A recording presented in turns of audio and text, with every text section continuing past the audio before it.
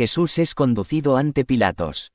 La inhumana turba que conducía a Jesús desde Caifás hasta Pilatos lo llevaron por la parte más frecuentada de la ciudad.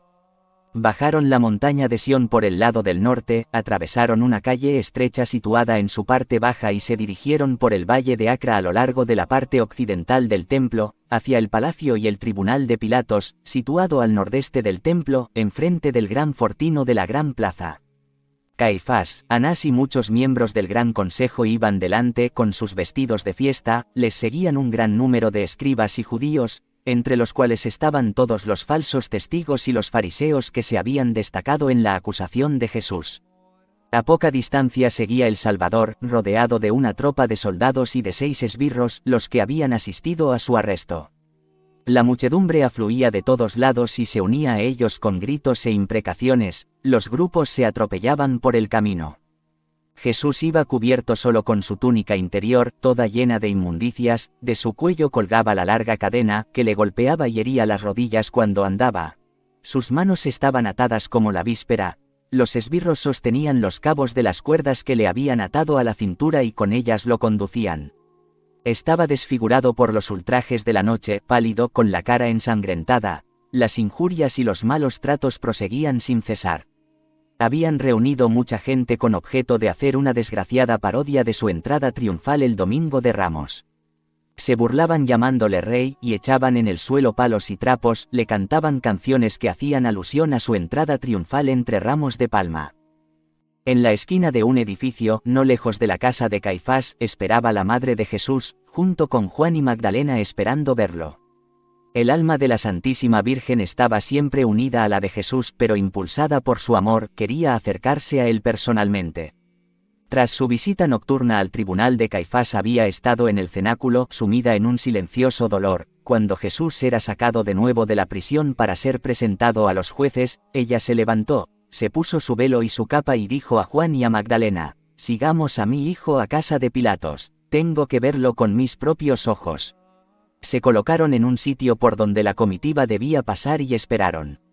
La madre de Jesús sabía bien lo horriblemente que estaba sufriendo su hijo, pero su vista interior nunca habría podido concebir que la crueldad de los hombres lo hubiera dejado tan desfigurado y golpeado. Porque, en su figuración, sus grandes dolores aparecían calmados por la santidad, el amor y la paciencia. Pero entonces se presentó ante su vista la terrible realidad. Primero pasaron los orgullosos enemigos de Jesús, los sacerdotes del Dios verdadero con sus trajes de fiesta, revestidos con sus decisiones tomadas y su alma llena de mentira y maldad. Los sacerdotes de Dios se habían vuelto sacerdotes de Satanás. A continuación, venían los falsos testigos, los acusadores sin fe, y el pueblo con sus clamores. Al final de todos llegó Jesús, el Hijo de Dios, el Hijo del Hombre, su Hijo, desfigurado, maltratado, atado, empujado, arrastrado, cubierto de una lluvia de injurias y de maldiciones. Él hubiera sido perfectamente irreconocible incluso para su madre, si ella no hubiera visto al instante el contraste entre su comportamiento y el de aquellos viles atormentadores, él solo en medio de la persecución sufriendo con resignación, alzando sus manos solo para suplicar al Padre Eterno el perdón de sus enemigos. Cuando él se acercaba, ella no pudo contenerse y exclamó: «¡Ay! ¿Es este mi hijo? Sí, lo es mi amado hijo. Oh, Jesús, mi Jesús». Al pasar delante de ellos, Jesús la miró con una expresión de gran amor y ternura y ella cayó totalmente inconsciente. Juan y Magdalena se la llevaron. Pero apenas volvió en sí, se hizo acompañar por Juan al palacio de Pilatos. Jesús debió de experimentar en este camino la aguda pena de ver cómo hay amigos que nos abandonan en la desgracia. Los habitantes de Ofel, que tanto querían y debían a Jesús, estaban a la orilla del camino y cuando le vieron en aquel estado de abatimiento, su fe se tambaleó, y ya no pudieron seguir creyendo que era un rey, un profeta, el Mesías, el Hijo de Dios. Y los fariseos utilizaban contra ellos el amor que habían sentido por Jesús. Así se enfriaron sus corazones debido al terrible ejemplo que les daban las personas más respetadas del país, el sumo sacerdote y el Sanedrín o Gran Consejo. Los mejores se retiraron dudando, los peores se unieron a la turba en cuanto les fue posible, pues los fariseos habían puesto guardias para mantener el orden. El palacio de Pilatos y sus alrededores. Al pie del ángulo nordeste de la montaña del templo está situado el palacio del gobernador romano Pilatos. Queda bastante elevado, pues se accede a él por una gran escalera de mármol, y domina una plaza espaciosa rodeada de columnas bajo cuyos porches se colocan los mercaderes.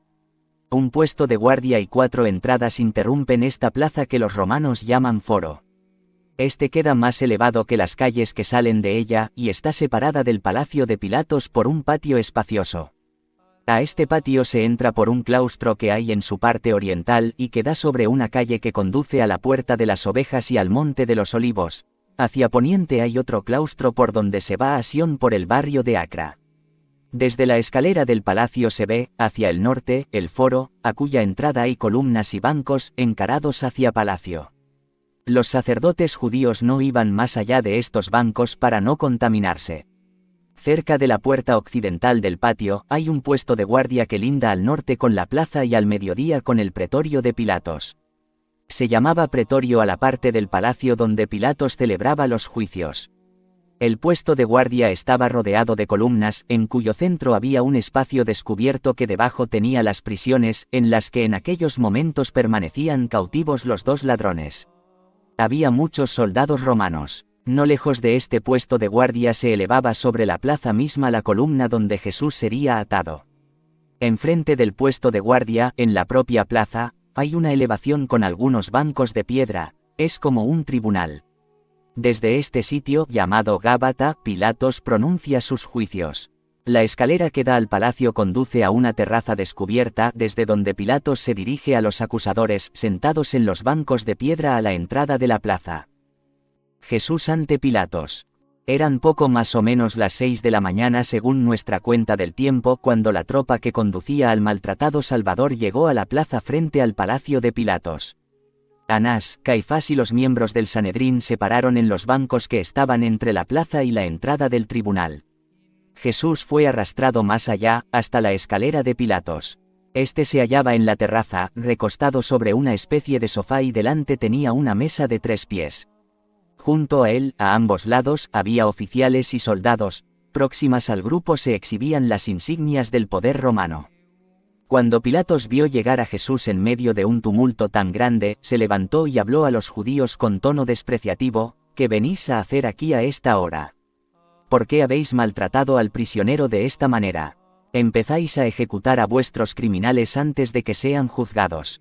Ellos no respondieron, pero dijeron a los guardias: adelante, conducidlo al tribunal, y a Pilatos: escucha nuestras acusaciones contra este malhechor. Nosotros no podemos entrar en el tribunal para no volvernos impuros. En cuanto hubieron pronunciado estas palabras, un hombre de gran estatura y de aspecto venerable gritó con voz potente: así es, no debéis entrar en el pretorio, pues está santificado con sangre inocente. Solo él puede entrar ahí, pues solo él es tan puro como los inocentes que aquí fueron masacrados.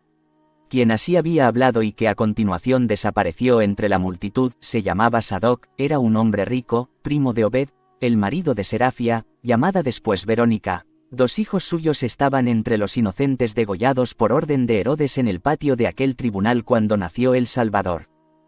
Tras aquella horrible vivencia él se había retirado del mundo y, junto a su mujer, se había unido a los esenios.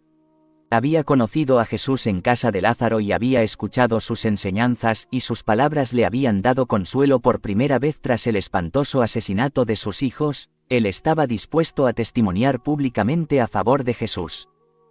Los acusadores de nuestro Señor estaban irritados por la altivez de Pilatos y por la humilde actitud que tenían que guardar en su presencia. Los brutales guardianes hicieron subir a Jesús los escalones de mármol y le condujeron así al fondo de la terraza, desde donde Pilatos se dirigía a los sacerdotes judíos. Pilatos había oído hablar mucho de Jesús. Al verlo tan horriblemente desfigurado por los malos tratos recibidos y conservando sin embargo una admirable expresión de dignidad, su desprecio hacia los miembros del consejo se redobló. Les dijo que no estaba dispuesto a condenar a Jesús sin pruebas, y les preguntó en tono imperioso: ¿de qué acusáis a este hombre? Ellos respondieron: si no fuese un malhechor no habríamos acudido ante ti. Pilatos replicó: llevaóeslo y juzgadlo según vuestra ley. Los judíos le contestaron: tú sabes que nosotros no podemos condenar a muerte. Los enemigos de Jesús estaban Furiosos, querían que el juicio hubiese acabado y su víctima ejecutada antes de la fiesta para poder sacrificar luego el cordero pascual. Cuando Pilatos finalmente les pidió que presentasen sus acusaciones, alegaron 3 principales, apoyada cada una por 10 testigos, esforzándose sobre todo en mostrarle a Pilatos que Jesús era el cabecilla de una conspiración contra Roma. Lo acusaron primero de engañar al pueblo, de perturbar la paz pública y excitar a la sedición. Dijeron después que faltaba al sábado curando incluso en ese día. Aquí Pilatos los interrumpió diciendo, evidentemente, vosotros no estáis enfermos, porque si no, no estaríais tan encolerizados contra la sanación en sábado. Añadieron que inculcaba al pueblo horribles doctrinas, decía que si no comían su carne y bebían su sangre no alcanzarían la vida eterna. Pilatos miró a sus oficiales sonriéndose, y dijo a los judíos, al parecer también vosotros queréis alcanzar la vida eterna, pues parecéis muy deseosos de comer su carne y beber su sangre. La segunda acusación contra Jesús era que animaba al pueblo a no pagar el tributo al emperador. Estas palabras indignaron a Pilatos, que les dijo con un tono autoritario, eso es un gran embuste. Lo sé mucho mejor que vosotros. Entonces los judíos profirieron gritando la tercera acusación, aunque este hombre es de baja extracción, se ha convertido en cabecilla de muchos y pretende proclamarse rey. Estos días pasados hizo una entrada tumultuosa en Jerusalén y se ha hecho dar los honores reales. Ha predicado que era el Cristo, el ungido del Señor, el Mesías, el Rey prometido a los judíos. Esto también fue apoyado por 10 testigos. Esta última acusación de que Jesús se hacía llamar el Cristo, el Rey de los judíos, dejó a Pilatos pensativo. Fue desde la terraza al tribunal, que estaba al lado, echó al pasar una atenta mirada sobre Jesús y mandó a los guardias que lo condujeran a la sala.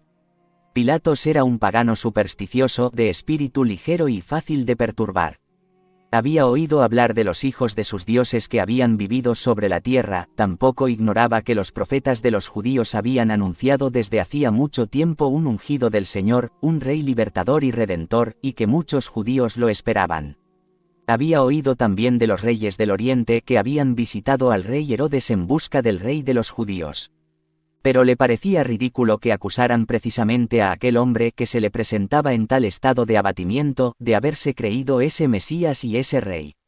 Sin embargo, como los enemigos de Jesús habían presentado eso como traición al emperador, mandó llevar a Jesús a su presencia para interrogarle.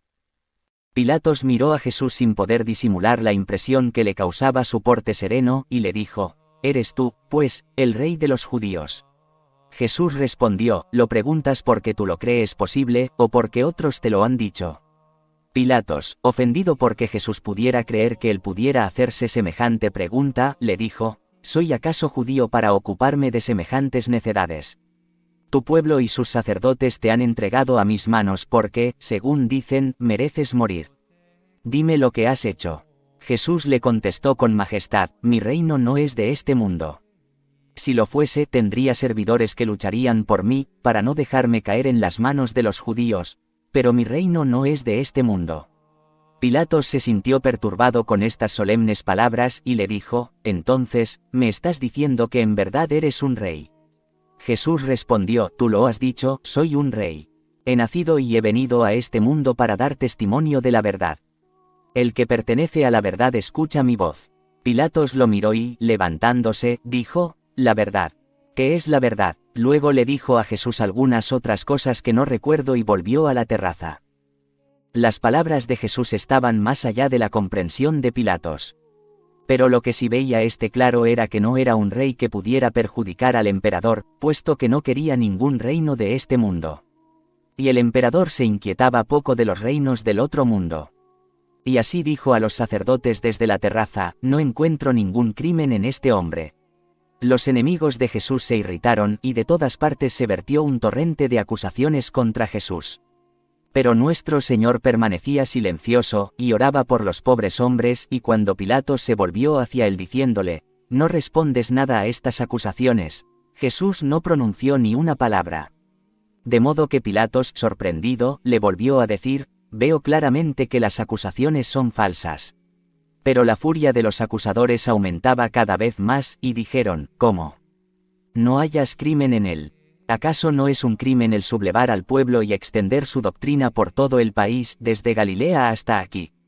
Al oír la palabra Galilea, Pilatos reflexionó un momento, y preguntó, ¿este hombre es Galileo y súbdito de Herodes? Sí, respondieron ellos, sus padres han vivido en Nazaret y actualmente está empadronado en Cafarnaum. Pues, si es súbdito de Herodes, replicó Pilatos, llevádselo a él. Él puede juzgarlo. Entonces mandó conducir a Jesús fuera y envió un oficial a Herodes para avisarle que le iban a llevar a Jesús de Nazaret, súbdito suyo, para que lo juzgara.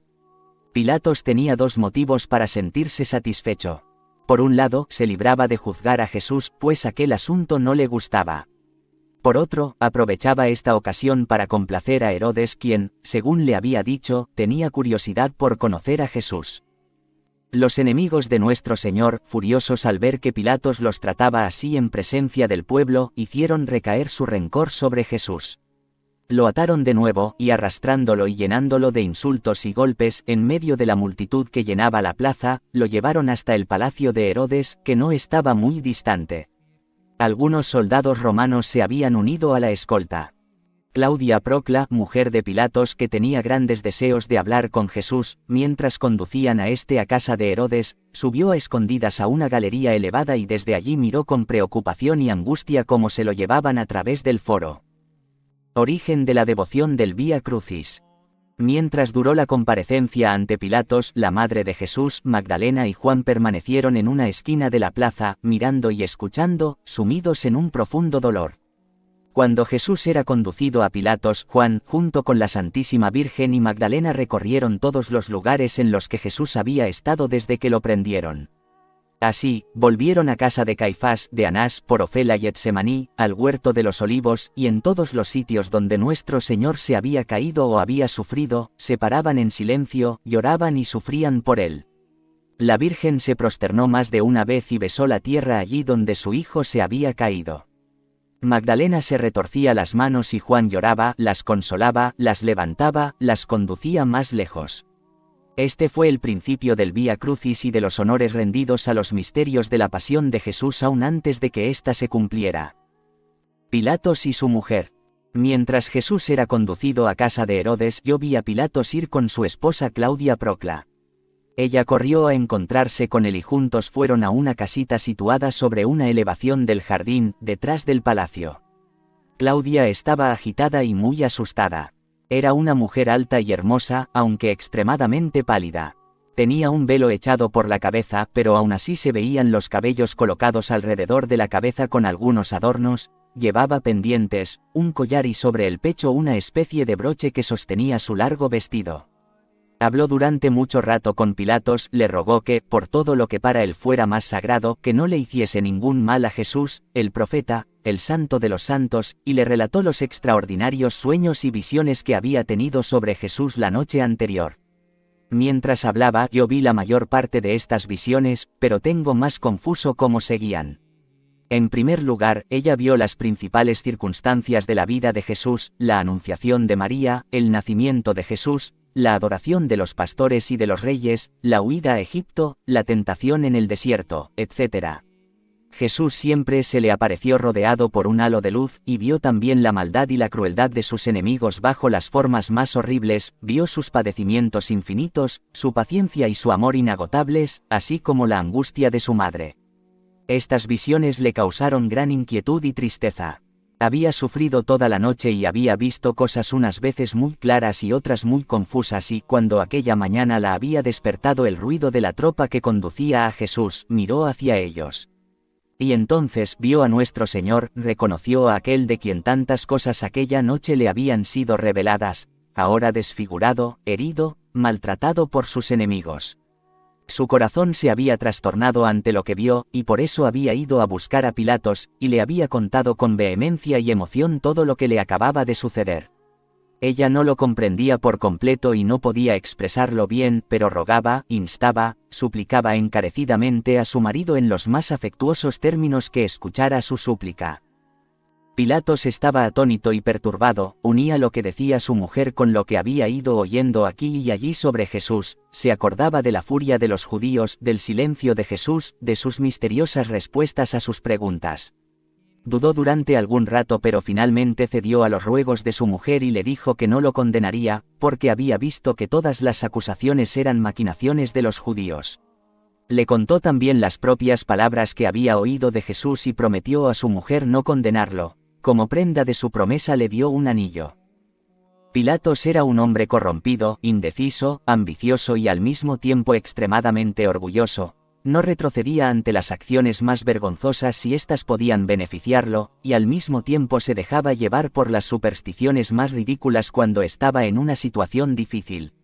En esa circunstancia consultaba sin cesar a sus dioses, a los cuales ofrecía incienso en un lugar secreto de su casa, pidiéndoles señales. Una de sus prácticas supersticiosas era ver comer a los pollos sagrados. Pero todas estas cosas me parecían tan ignominiosas y tan infernales que yo volvía la cara con horror. Sus pensamientos eran confusos y Satanás le inspiraba tan pronto un proyecto como otro. Primero quería libertar a Jesús como inocente, después temía que sus dioses se vengaran de él, porque tenía a Jesús por una especie de semidios que podía perjudicar a sus dioses, con lo que su muerte sería un triunfo de estos. Luego, se acordaba de las visiones de su mujer y tenían un gran peso en la balanza en favor de la libertad de Jesús. Acabó por decidirse por esta última opinión. Quería ser justo, pero tenía que anteponer sus objetivos por la misma razón por la que había preguntado a Jesús, ¿qué es la verdad? La mayor confusión reinaba en sus ideas e influía en sus actos, y su único deseo era no arriesgarse. Cada vez era mayor el número de gente que se agolpaba en la plaza y en la calle por donde debían conducir a Jesús. Los grupos se formaban según unas ciertas pautas dependiendo de la población, de donde cada uno había subido a la fiesta. Los fariseos, los más rencorosos de todos, estaban con sus correligionarios trabajando y excitando a los indecisos contra Jesús. Los soldados romanos eran numerosos en el puesto de guardia de Pilatos y muchos de ellos se habían mezclado con la muchedumbre. Jesús ante Herodes. El palacio del tetrarca Herodes estaba situado al norte de la plaza, en la parte nueva de la ciudad. No estaba lejos del de Pilatos. Una escolta de soldados romanos, la mayor parte originarios de los países situados entre Italia y Suiza, se habían unido a la de los judíos, y los enemigos de Jesús, furiosos por los paseos que les hacían dar, no cesaban de ultrajar al Salvador y de maltratarlo. Herodes, habiendo recibido el aviso de Pilatos, estaba esperando en una sala grande, sentado sobre almohadones que formaban una especie de trono. Estaba rodeado por cortesanos y guerreros. El sumo sacerdote y los miembros del consejo entraron y se acercaron a él. Jesús se quedó en la puerta. Herodes se sentía muy halagado al ver que Pilatos reconocía, en presencia de los sacerdotes judíos, su derecho a juzgar a un Galileo. También se alegraba de ver ante él, en un estado de humillación y degradación, a aquel Jesús que nunca se había dignado presentarse. Juan el Bautista había hablado de Jesús en términos tan magníficos y había oído tantos relatos sobre él contados por los herodianos y todos sus espías que su curiosidad estaba muy excitada. Tenía la maravillosa oportunidad de someterlo a interrogatorio delante de los cortesanos y de los miembros del Sanedrín y así poder mostrar su erudición. Pilatos le había mandado decir que él no había hallado ningún crimen en aquel hombre, y él creyó que aquello era un aviso para que tratase con desprecio a los acusadores. Lo hizo así, con lo que aumentó la furia de estos de manera indescriptible. En cuanto estuvieron en presencia de Herodes empezaron a vociferar sin orden las acusaciones, pero Herodes miró a Jesús con curiosidad. Sin embargo, cuando lo vio tan desfigurado, lleno de golpes, con el cabello en desorden, la cara ensangrentada y la túnica manchada, aquel príncipe voluptuoso y afeminado sintió una mezcla de asco y compasión, pronunció el nombre de Dios, volvió la cara con repugnancia y dijo a los sacerdotes: «Llevaoslo y lavadlo, ¿cómo podéis traer a mi presencia un hombre tan sucio y tan lleno de heridas?». Los esbirros llevaron a Jesús al patio, cogieron agua en un cubo y lo limpiaron sin dejar de maltratarlo. Herodes reprendió a los sacerdotes por su crueldad, queriendo imitar la conducta de Pilatos, y les dijo: «Ya se ve que ha caído entre las manos de los carniceros, comenzáis las inmolaciones antes del tiempo». Los sacerdotes repetían con empeño sus quejas y sus acusaciones. Cuando volvieron a traer a Jesús ante él, Herodes, fingiendo compasión, mandó que le dieran al prisionero un vaso de vino para reparar sus fuerzas, pero Jesús negó con la cabeza y no quiso beber. Herodes habló con énfasis y largamente, repitió a Jesús todo lo que sabía de él, le hizo muchas preguntas y le pidió que obrara un prodigio. Jesús no respondía una palabra y se mantenía ante él con los ojos bajos, lo que irritó y desconcertó a Herodes. Sin embargo, no quiso exteriorizarlo y prosiguió con sus preguntas. Primero manifestó sorpresa y quiso ser persuasivo: ¿cómo es posible que te traigan ante mí como a un criminal? He oído hablar mucho de ti. Sabes que me has ofendido en Tirsa cuando has libertado, sin mi permiso, a los presos que yo tenía allí. Pero seguro que lo hiciste con buena intención. Ahora que el gobernador romano te envía a mí para juzgarte, que tienes que responder a las cosas de que se te acusa. Guardas silencio. Me han hablado mucho de la sabiduría de tus doctrinas. Quisiera oírte responder a tus acusaciones. ¿Qué dices? ¿Es verdad que eres el rey de los judíos? ¿Eres tú el Hijo de Dios? ¿Quién eres? Dicen que has hecho grandes milagros, haz alguno delante de mí. Tu libertad depende de mí. ¿Es verdad que has dado la vista a los ciegos de nacimiento, resucitado a Lázaro de entre los muertos, dado de comer a millares de hombres con unos cuantos panes? ¿Por qué no respondes? Hazme caso, obra uno de tus prodigios, eso te será útil. Como Jesús continuaba callando, Herodes siguió hablando con más insistencia: ¿Quién eres tú? ¿Quién te dio ese poder? ¿Por qué lo has perdido ya? ¿Eres tú ese hombre cuyo nacimiento se cuenta de una manera maravillosa? Unos reyes del oriente vinieron a ver a mi padre para saber dónde podían encontrar al rey de los judíos recién nacido. Es verdad, como dicen, que ese niño eres tú. ¿Cómo pudiste escapar de la muerte que sufrieron tantos niños? ¿Cómo pudo ser eso? ¿Por qué han pasado tantos años sin que supiéramos de ti? Responde, ¿qué especie de rey eres tú? En verdad que no veo nada regio en ti. Dicen que hace poco te han conducido en triunfo hasta el templo. ¿Qué significa eso? Habla, pues, respóndeme. Toda esa retahíla de palabras no obtuvo ninguna respuesta de parte de Jesús.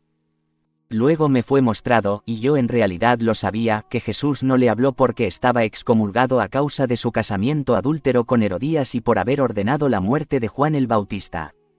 Anás y Caifás se aprovecharon del enfado que le causaba el silencio de Jesús y comenzaron otra vez sus acusaciones. Le dijeron que Jesús había tachado al propio Herodes de manera que durante años había trabajado mucho para derrocar a su familia, que había querido establecer una nueva religión y que había celebrado la Pascua la víspera. Herodes, aunque irritado contra Jesús, no perdía nunca de vista sus proyectos políticos. No quería condenar a Jesús porque sentía ante él un terror secreto y tenía con frecuencia remordimientos por la muerte de Juan el Bautista. Además, detestaba a los sacerdotes, que no habían querido excusar su adulterio y lo habían excluido de los sacrificios a causa de este pecado. Y sobre todo, no quería condenar a alguien a quien Pilatos había declarado inocente, y él quería devolverle la cortesía y mostrar deferencia hacia la decisión del gobernador romano en presencia del sumo sacerdote y los miembros del consejo. Pero llenó a Jesús de improperios y dijo a sus criados y a sus guardias, cuyo número se elevaba a 200 en su palacio: coged a ese insensato y rendid a ese rey burlesco los honores que merece. Es más bien un loco que un criminal. Condujeron al Salvador a un gran patio donde lo hicieron objeto de burla y escarnio. Este patio estaba entre las dos alas del palacio, y Herodes los miró algún tiempo desde lo alto de una azotea. Anás y Caifás lo instaron de nuevo a condenar a Jesús, pero Herodes les dijo de modo que lo oyesen los soldados romanos: sería un error condenarlo. Quería decir sin duda que sería un error condenar a quien Pilatos había hallado inocente. Cuando los miembros del Sanedrín y los demás enemigos de Jesús vieron que Herodes no quería atender a sus deseos, enviaron algunos de los suyos al barrio de Acra, para decir a muchos fariseos que había en él que se juntaran con sus partidarios en los alrededores del palacio de Pilatos. Distribuyeron también dinero a la multitud para excitarla a pedir tumultuosamente la muerte de Jesús.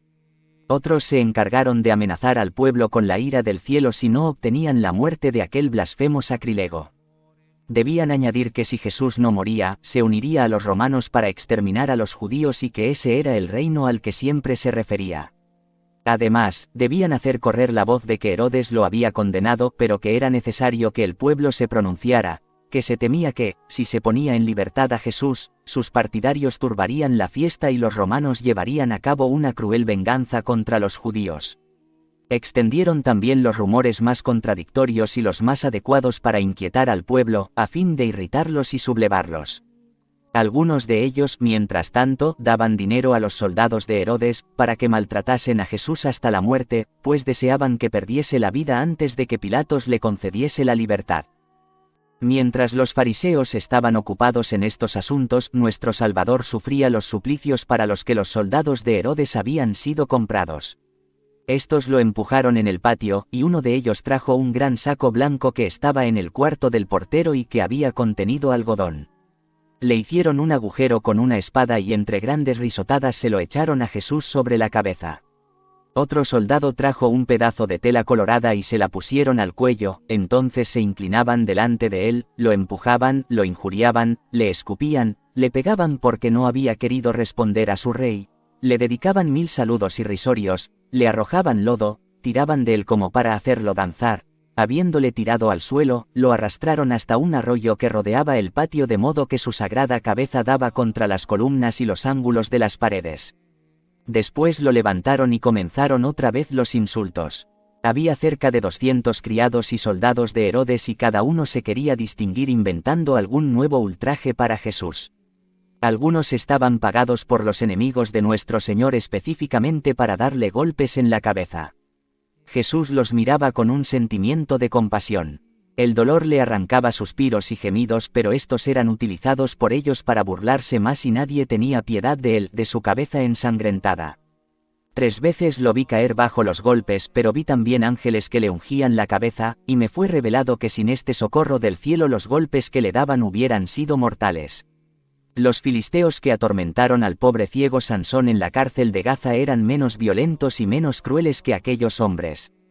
El tiempo apremiaba, los sacerdotes tenían que ir al templo, y cuando supieron que allí todo estaba dispuesto, como lo habían mandado, pidieron otra vez a Herodes que condenara a Jesús, pero éste, sordo a sus peticiones, seguía fiel a sus ideas relativas a Pilatos, y le devolvió a nuestro Señor cubierto de su vestido de escarnio. Jesús es llevado de Herodes a Pilatos. Los enemigos de Jesús que lo habían llevado de Pilatos a Herodes estaban avergonzados de tener que volver al sitio en donde ya había sido declarado inocente, por eso tomaron otros caminos mucho más largos para que en otra parte de la ciudad pudieran verlo también en medio de su humillación y asimismo para dar tiempo a sus agentes para que agitaran a las masas según sus proyectos. El camino que siguieron esta vez era más duro y más desigual y en todo el trayecto no cesaron de maltratar a Jesús. La ropa que le habían puesto le dificultaba andar, por lo que se cayó muchas veces en el lodo y ellos lo levantaban a patadas y dándole golpes en la cabeza. Recibió ultrajes infinitos tanto de parte de los que le conducían como de la gente que se iba añadiendo por el camino. Jesús pedía a Dios que no le dejara morir bajo los golpes para poder cumplir su pasión y nuestra redención. Alrededor de las 8:15 la comitiva llegó al palacio de Pilatos. La multitud era muy numerosa, los fariseos corrían en medio del pueblo y lo excitaban y enfurecían. Pilatos, acordándose de la sedición de los celadores galileos de la última Pascua, había reunido a 1000 hombres, apostados en los alrededores del pretorio, en foro y ante su palacio. La Santísima Virgen, su hermana mayor María, la hija de Elí, María la hija de Cleofás, Magdalena y alrededor de 20 santas mujeres se habían colocado en un sitio desde donde podían verlo todo. Al principio, Juan estaba también con ellas. Jesús, cubierto de sus vestiduras de loco, era conducido por los fariseos entre los insultos de la muchedumbre, pues estos habían conseguido juntar a la chusma más insolente y perversa de toda la ciudad. Un criado enviado por Herodes había ido ya a decir a Pilatos que su amo le estaba muy reconocido por su deferencia y que no habiendo hallado en el célebre Galileo más que a un pobre loco, lo había ataviado como tal y como tal se lo devolvía. Pilatos quedó muy complacido al ver que Herodes había llegado a su misma conclusión y le mandó de vuelta un cumplido mensaje. Jesús había llegado pues de nuevo a la casa de Pilatos. Los esbirros lo hicieron subir la escalera con su acostumbrada brutalidad, la túnica se le enredó entre los pies y cayó sobre los escalones de mármol blanco que se tiñeron de la sangre de su sagrada cabeza. Los enemigos de Jesús que se habían ido colocando a la entrada de la plaza, se rieron de su caída y los esbirros, en lugar de ayudarlo a levantarse, la emprendieron con su inocente víctima. Pilatos estaba reclinado en su especie de diván con su mesita delante y estaba rodeado de oficiales y de escribas. Se echó un poco hacia adelante y dijo a los acusadores de Jesús: «Me habéis traído a este hombre como un agitador del pueblo y yo no lo he hallado culpable de lo que le imputáis. Herodes tampoco encuentra crimen en él, por consiguiente, lo voy a mandar azotar y a dejarlo libre». Al oír esto, violentos murmullos se elevaron entre los fariseos, y más dinero fue repartido entre la chusma. Pilatos recibió con gran desprecio estas agitaciones y respondió con sarcasmo. Era el tiempo precisamente en que el pueblo se presentaba cada año ante él para pedirle, según una antigua costumbre, la libertad de un preso. Los fariseos habían enviado a sus agentes para excitar la multitud a no pedir este año la libertad de Jesús, sino su suplicio. Pilatos confiaba en poder librar en cambio a nuestro Señor, por lo que tuvo la idea de dar a escoger entre él y un famoso criminal llamado Barrabás. Era convicto de un asesinato durante una sedición y de otros muchos crímenes, y todo el mundo le aborrecía. Se produjo un considerable revuelo entre la multitud. Un grupo, llevando a su cabeza sus oradores, gritaban a Pilatos: «Haced lo que siempre habéis hecho en esta fiesta». Pilatos les dijo: «Es costumbre que liberte a un criminal en la Pascua. ¿A quién queréis que deje libre, a Barrabás o al rey de los judíos, Jesús, que es el ungido del Señor?».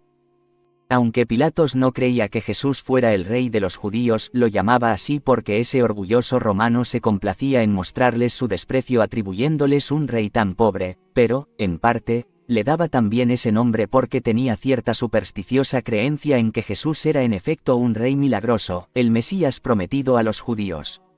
Ante su pregunta hubo alguna duda en la multitud y solo unas pocas voces gritaron: «Barrabás». Pilatos, avisado por el criado de su mujer, salió de la terraza un instante, y el criado le presentó el anillo que él le había dado a su esposa, y le dijo: «Claudia Procla te recuerda la promesa de esta mañana». Mientras tanto, los fariseos trabajaban afanosamente para ganarse la gente, lo que no les costaba mucho trabajo. María Magdalena, Juan y las santas mujeres estaban en una esquina de la plaza, temblando y llorando, y aunque la madre de Jesús sabía que no había salvación para los hombres sino mediante la muerte de Jesús, ella estaba muy afligida y deseaba apartarlo del suplicio que iba a sufrir. Y cuanto más grande era el amor de esta madre por su santísimo Hijo, tanto mayores eran los tormentos que ella sufría viendo lo mucho que él padecía en cuerpo y alma. Tenía alguna esperanza porque en el pueblo corría la voz de que Pilatos quería libertar a Jesús. No lejos de ella había grupos de gente de Cafarnaum que Jesús había curado y a quienes había predicado. Hacían como si no las conociesen y, si sus miradas se cruzaban, las apartaban rápidamente. Pero María y todos pensaban que estos a lo menos rechazarían a Barrabás y salvarían la vida de su bienhechor y redentor. Pero no fue así. Pilatos había devuelto el anillo a su mujer, asegurándole que su intención era cumplir su promesa. Se sentó de nuevo junto a la mesita.